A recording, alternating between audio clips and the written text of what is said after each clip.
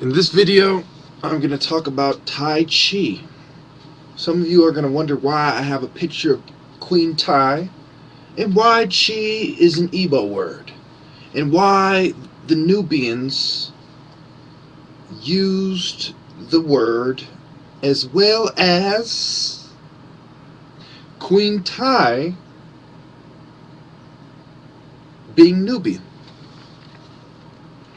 So, I went to a site. Let me check my pictures. First, my pictures, right? We're going to start with Egypt, the Egypt map.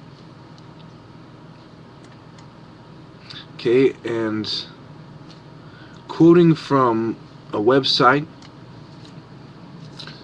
I believe it was called Tai Chi History, or it was mtsu.edu, and they say that the history, this is the quote I have in my notes: the history of Tai Chi is a difficult one, since it is often difficult to sort out facts from legend.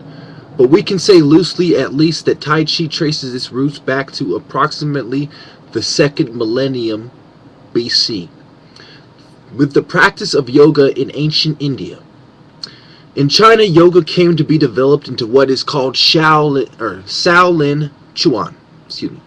Chuan briefly means boxing. In the 13th century AD, a Taoist monk by the name of Chang Sang Fang developed what has come to be known as Tai Chi. So, that site talks about the history of Tai Chi, beginning with yoga in ancient India.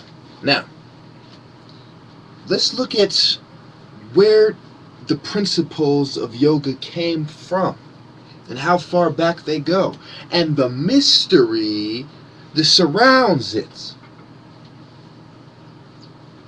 Yoga and Tai Chi both come from Egypt, and I'll prove that beyond any doubt.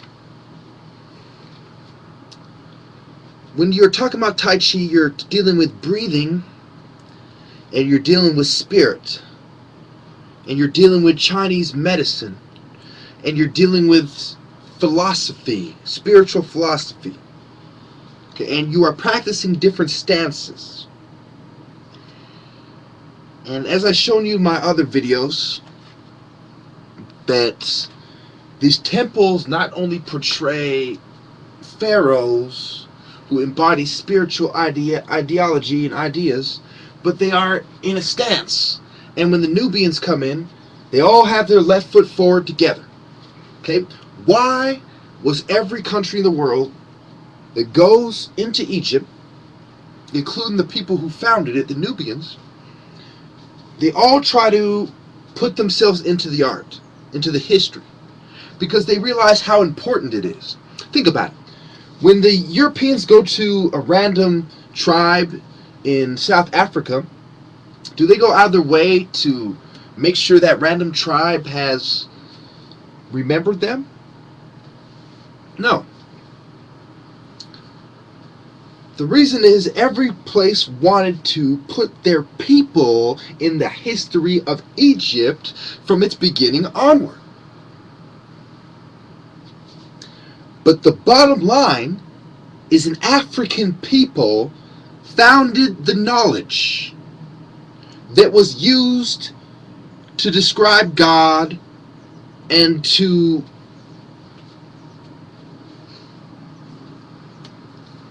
explain God. And these African peoples, that's why Africa is so diverse. It's the most diverse continent, because there's the most people, and there was the most humanoids. So these humanoids that some people might think are aliens were part of the peoples who passed down the knowledge. And they were African as well, just not necessarily a human as you describe us to be, but they were still human. And you see them depicted in some of the ancient Egyptian artwork. And a lot of people mistake them for aliens, but they are humanoid humans, and their story was passed down by the ancient Egyptian black Nubian people that were there before them as well. As you noticed, the tools were in the Nubian style. And they were in the Nubian style in 100,000 BCE.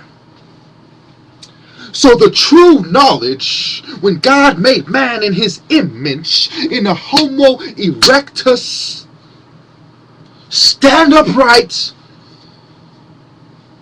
design of man in Africa, that knowledge was directly passed down to the black Nubians. And the tools prove it beyond any doubt. The origin of karate, the origin of Tai Chi, Queen Tai. What is Tai Chi? It is the soft style. What is the woman? She is the moon, the soft style. What color do they wear? They wear black. Because the color of night is black, the color of the moon. And the soft style comes from Queen Tai. Why? Because Queen Tai was one of the few women in ancient Egypt that was given the title of Pharaoh. And Nefertiti is the one who embodied her. Understand this, that it was Nefertiti's embodiment of Queen Tai that allowed the Asians to copy the style and the Indians and to create yoga. When does the history of yoga begin? And when is the 18th dynasty?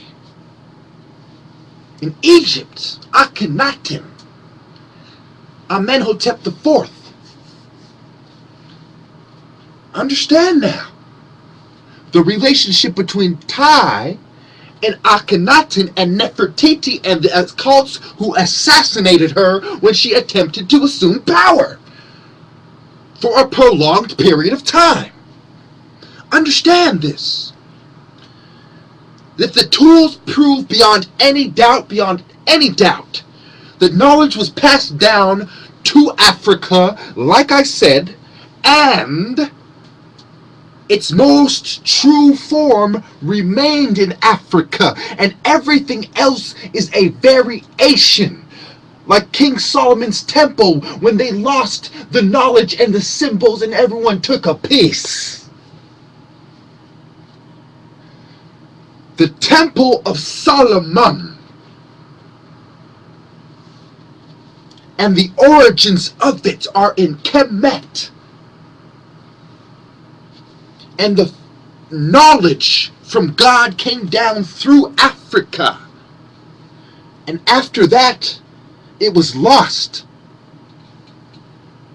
That is why the Christ came back to earth.